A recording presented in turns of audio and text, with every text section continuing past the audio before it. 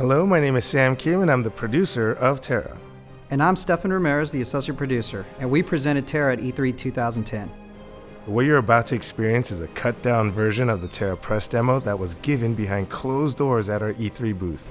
Participants had the opportunity to experience the intense action combat in Tera and to play as 5 out of the 8 total playable classes to take down the evil Captain Marduk. Keep in mind that this isn't a trailer. It is a cut-down version of our demo and is built entirely from footage captured during one of our sessions.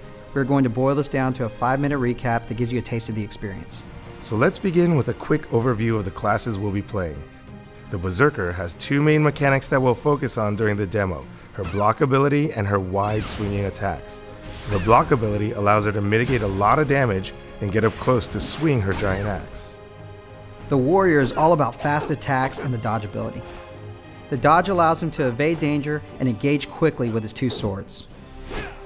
The Slayer's arsenal includes his humongous sword and his ability to dodge. While his attacks do take some time to prime up, the Slayer can engage in multiple ability combos to wreak havoc on his enemies. The Sorcerer is our firecracker, dealing incredibly high damage but having low defense. She casts powerful spells from a safe distance to avoid danger.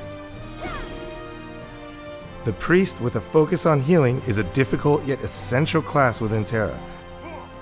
The Priest must maintain the party's health while deftly maneuvering to gain position and ensure the party's success. Needless to say, I've been the healer for all demos given its difficulty. A little bit about the setting. This demo takes place on Mistmore Island, one of the 80 rich and diverse environments of Tera. Players banded together as stewards of the Valkyrian Federation to take down Captain Marduk and his band of pirates and slavers who had been using Mistmore Island as their base of operations to enslave citizens of the Valkyrian Federation. We'll start here at the docks. From here, we'll make our way up the beach towards our first encounter, the Red Lash Dreadnought. The Red Lash Dreadnought is a good example of what we call a party mob. Party mobs are still soloable with a considerable amount of player skill, which brings us to the action combat system. Tera is a true action MMO, which means you must aim where you intend to strike, and you must jump, dodge, run, get out of the way to avoid damage. So notice that healer actually walking away, trying to stay away from the monster while he's directing his heals towards his party members. Player skill is also a huge component of the action combat system, and understanding a monster's characteristics is essential. Players must focus their attention on the center of the screen to understand what the monster is doing in relation to themselves and their party members.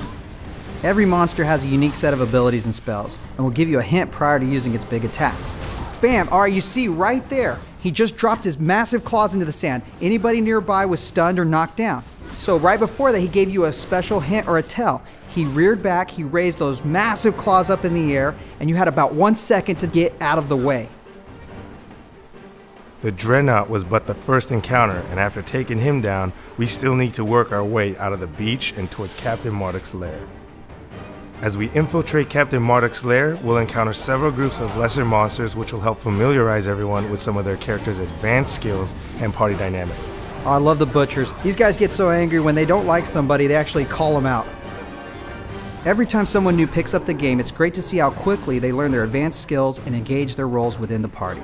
Warriors are mixing in their newly learned stun ability, sorcerers really start timing their charged spells well, slayers begin chaining skills together, berserkers come into their own with their knockdown ability, and our healer, well... The healer is always awesome. I attribute all successes to the healer and all failures to the lack of skill of the party.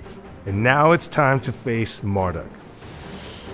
Captain Marduk is a serious challenge requiring players to apply everything we've covered during the demo, including basic skills, advanced skills, and party dynamics. Alright, whoa, right there, that's Marduk's stun ability. That's one of his special attacks.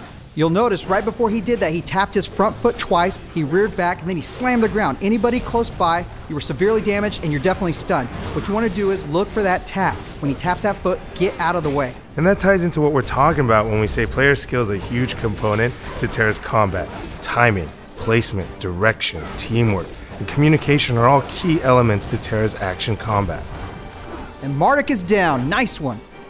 We want to thank you for taking the time to watch this recap of our demo. And definitely check out tera-online.com for any and all updates regarding our focus group tests and betas. Signing up for the newsletter will keep you updated on everything that's going on and make sure that you know how to get into the upcoming tests. Check out Tera coming 2011.